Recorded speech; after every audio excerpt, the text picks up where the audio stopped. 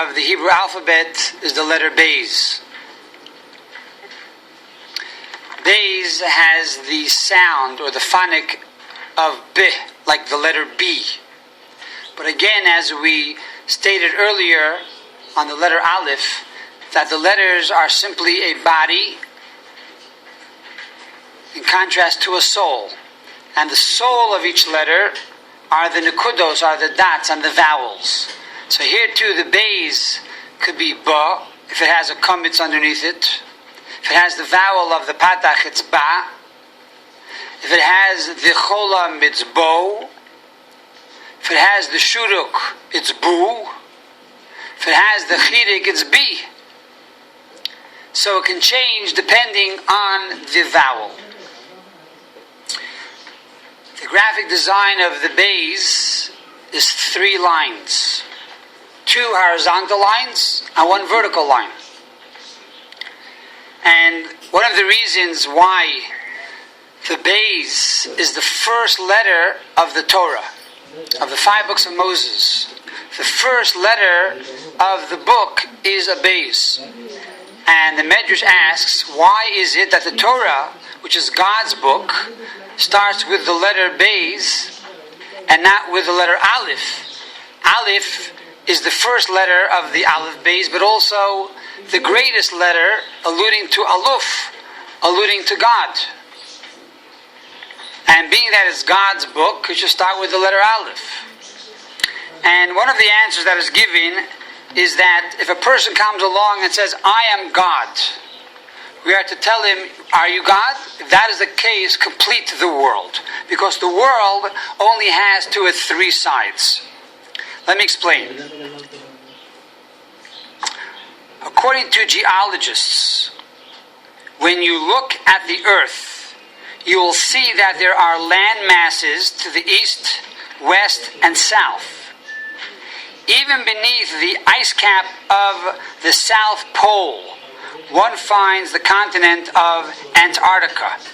But beneath the frozen mass of the North Pole, there is nothing. The North is open. And so the open side of the letter Beis alludes to the North being opened. So if a person comes along and says, I am God, you say, are you God? If you are God, then you should be able to close the North Pole.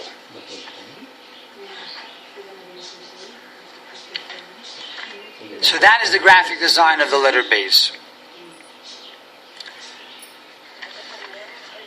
There's a story told in the Talmud that King Ptolemy, who lived about, or was born rather, 283 before the Common Era, wanted a Greek translation of the Torah, which we call today the Septuagint. And what he did was he took 72 rabbis and he sequestered them in 72 different chambers. He did not tell them why he was putting them there. And then once they were there, he told them, I want you to translate the Torah into Greek. The fact that he separated them was to make sure that each would tell the truth. Because if they would hide something, they would only find this change or discrepancy in 1 or 2 of the commentaries or commentators. So he sequestered these 72 rabbis, and they all wrote the same exact thing. But they did make certain changes. One of the basic changes that they made was, instead of writing Bereshis bara Elikim, in the beginning created God, they wrote Elokim bara Bereshis. God created in the beginning. So the question now becomes stronger. If they were able to turn it around, to start the Torah with Elokim, with God, which is the letter Aleph, why couldn't God turn it around and start the Torah with the letter Aleph? And one of the answers that is given is that there are 2 parts to the Torah. The first part of Torah is knowing that God gave us the Torah. The second part of the Torah is understanding the Torah. Because Torah is not simply a book of intellect. The Torah is a godly book. And the purpose of studying Torah is to connect with God. To quote from Rabbi Yoel Sirkis, he says that the purpose of Torah study is to cleave and become one with God through the holiness of His Word, and thereby cause the Shekhinah, the divine presence of God, to dwell amongst mankind. So, number one is acknowledging God, and number two, understanding the Torah. And therefore, when a person studies the Torah, we start with the letter Beis, Bereshis. Because Aleph, the first thing is we know already that God gave us the Torah. And now we're trying to understand the Torah on an intellectual basis.